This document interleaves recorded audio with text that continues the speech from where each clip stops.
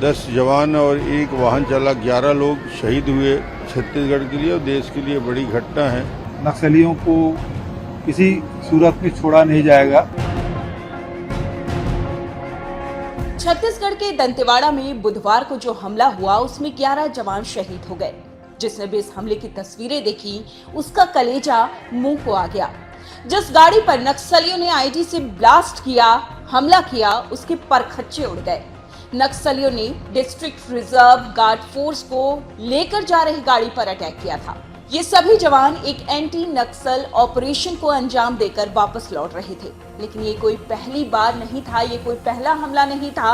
आंकड़ों पर नजर डालें तो औसतन हर साल सिर्फ छत्तीसगढ़ में ही 350 से ज्यादा नक्सली अटैक होते हैं, नक्सली हमले होते हैं, जिसमें ऑन एन एवरेज 45 जवान शहीद हो जाते हैं।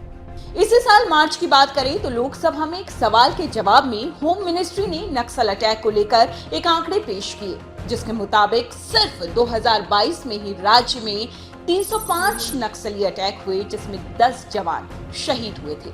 लेकिन 31 नक्सलियों को हमने मार गिराया था। 2013 से 2022 के बीच 10 सालों में सिर्फ छत्तीसगढ़ में ही 3447 नक्सली हमले हुए और इनमें 418 जवानों की शहादत हुई, जबकि 663 नक्सली मारे गए। आइए बात कर लेते हैं उन तमाम बड़े हमलों की जिसमें हमारे जवान शहीद हुए। शुरुआत करते हैं साल 2010 से, जब छत्तीसगढ़ के दंतेवाड़ा में सबसे बड़ा नक्सली हमला हुआ 6 अप्रैल को, जिसमें हमारे 76 जवान शहीद हो गए। 25 मई 2013 को जीरम घाटी पर हमला हुआ, जिसमें कांग्रेस के तमाम शीर्ष नेताओं सहित 30 से ज्यादा लोग मारे गए थे।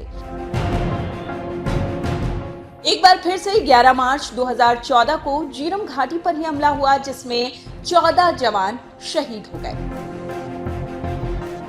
अब आते हैं 12 अप्रैल 2014 को, जब छत्तीसगढ़ के बस्तर में 5 जवान समेत 14 लोगों की इसमें मौत हो गई।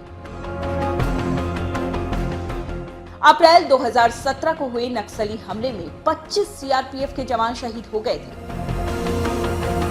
इसके अलावा मार्च 2020 में सुकमा में हुए नक्सली हमले में डीआरजी, एसटीएफ के 17 जवान शहीद हुए थे और करीब 14 जवान घायल हुए थे।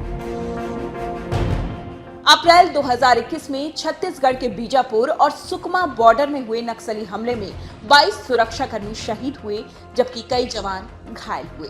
ये हैं वो तमाम बड़े हमले जिसमें हमारे जवान शहीद हुए।